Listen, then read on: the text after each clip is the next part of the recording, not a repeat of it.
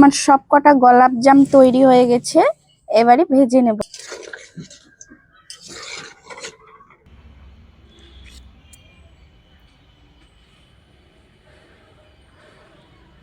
নমস্কার বন্ধুরা, আমি শিখা রান্নাঘরে আপনাদেরকে অনেক অনেক স্বাগত। তো বন্ধুরা, আজকে রেসিপিতে আমি নিয়ে চলে এসেছি সুজি দিয়ে গোলাপ জাম। আপনারা যারা মিষ্টি খেতে পছন্দ করেন তারা এই রেসিপিটি দেখলে বাড়িতে ঝটপট করে খুব কম উপকরণে খুব সহজ পদ্ধতিতে এই গোলাপ জাম মিষ্টি সহজেই বানিয়ে নিতে পারবেন। তো বন্ধুরা, আপনারা দেখতে থাকুন আমি কিভাবে গোলাপ জাম বানাচ্ছি। আশা করি আপনাদেরকে খুবই ভালো লাগবে। কি কি উপকরণ নিয়েছি বলে দিচ্ছি। এখানে নিয়েছি গুঁড়ো দুধ, সুজি, চিনি, কয়েকটা এলাচ, ঘি, সাদা তেল আর গরুর দুধ। প্রথমে চিনির সিরাপটা বানিয়ে নেব। এক বাটি চিনি নিয়েছি আর 2 বাটি জল দিয়ে দেব।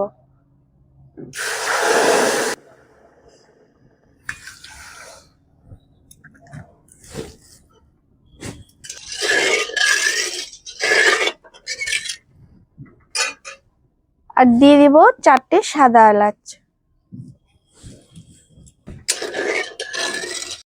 চিনির সিরাপটাকে বেশি ঘন করব না, হালকা চিটচিটে ভাব আসলেই নামিয়ে নেব। আমার চিনির সিরাপটা এখানে তৈরি হয়ে গেছে, এবারে আমি নামিয়ে নেব।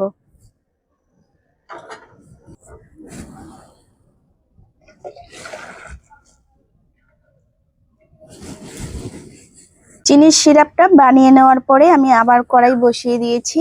এবারে দিয়ে দেব 1 চামচ ঘি,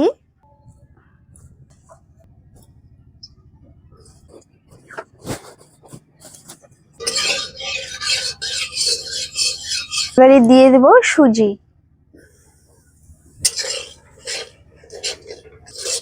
সুজিটাকে হালকা করে ভেজে নেব।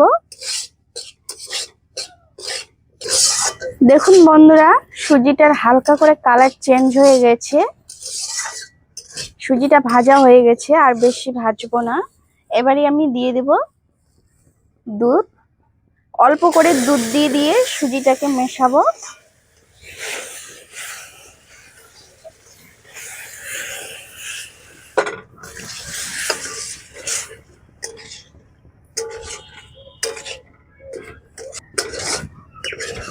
দেখুন বন্ধুরা, সুজিটা একটা ডোয়ের মতো হয়ে যাচ্ছে, কড়াই থেকে ছেড়ে আসছে।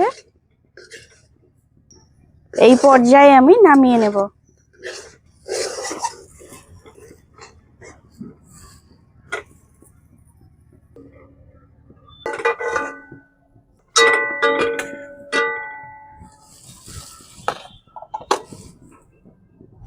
তো বন্ধুরা, আমি সুজিটাকে কিছুক্ষণ ঠান্ডা করে নিয়েছি, পুরোপুরি ভাবে ঠান্ডা হয়নি।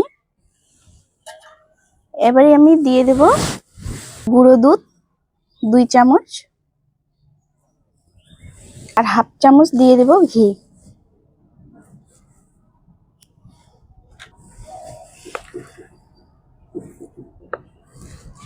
এবারে ভালো করে মেখে নেব।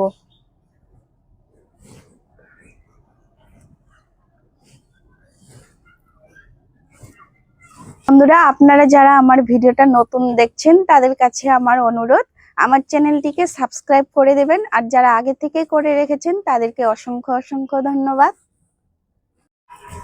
আমার এখানে সুজির ডোটা ভালো মতো মাখা হয়ে গেছে।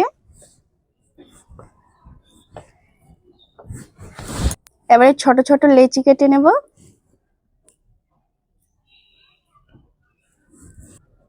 এবারে গোলাপ জামুনের শেপটা দিয়ে দেব। আমি গোল করছি, আপনারা চাইলে লম্বা শেপও করতে পারেন। আমি একটা গোলাপ জামুন তৈরি করে নিয়েছি।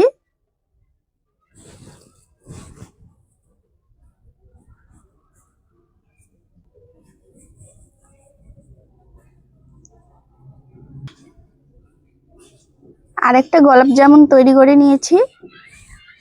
এইভাবে আমি সবকটা গোলাপ জামুন তৈরি করে নেব।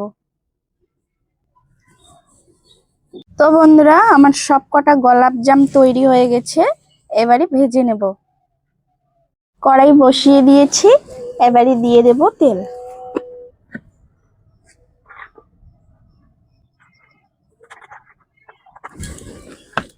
তেলটাকে হালকা গরম করে নিয়েছি।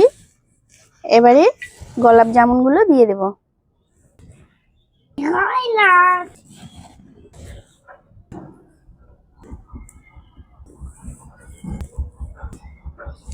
তেলটা হালকা গরম করে নিয়েছি, বেশি গরম করিনি। বেশি গরম করলে উপরেরটা পুড়ে যাবে আর ভেতরেরটা কাঁচা থেকে যাবে। গ্যাসের আঁচটাকে কমিয়ে রেখে গোলাপ জামুনগুলোকে ভেজে নেব।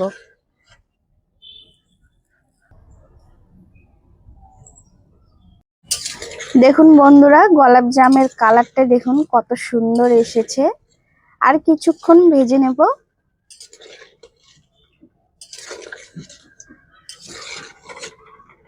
গোলাপ জামগুলো ভালো করে ভাজা হয়ে গেছে। এবারে আমি নামিয়ে সঙ্গে সঙ্গে শিরার মধ্যে দিয়ে দেব।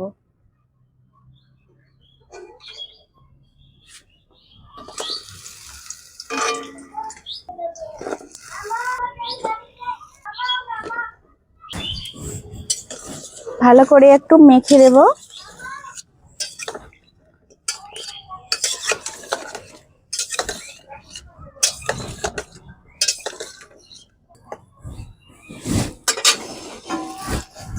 এবারে ঢাকনা দিয়ে রেখে দেব 1 ঘন্টার জন্য। তো বন্ধুরা, 1 ঘন্টা পর ঢাকনা খুলে দেখবো কেমন হয়েছে। কত সুন্দর লাগছে দেখতে গোলাপ জামটা। আমি দুটো নিয়ে নিচ্ছি, খাবো।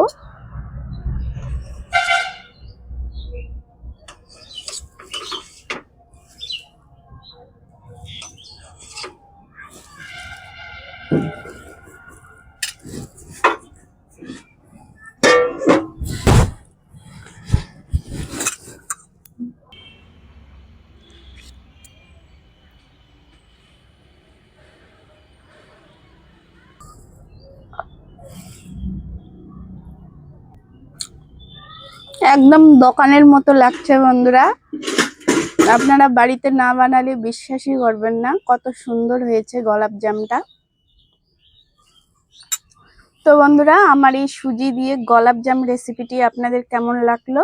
আশা করি ভালো লেগেছে। ভালো লাগলে লাইক, কমেন্ট, শেয়ার করবেন আর সাবস্ক্রাইব করে পাশে থাকবেন। ভালো থাকবেন, সুস্থ থাকবেন। ধন্যবাদ।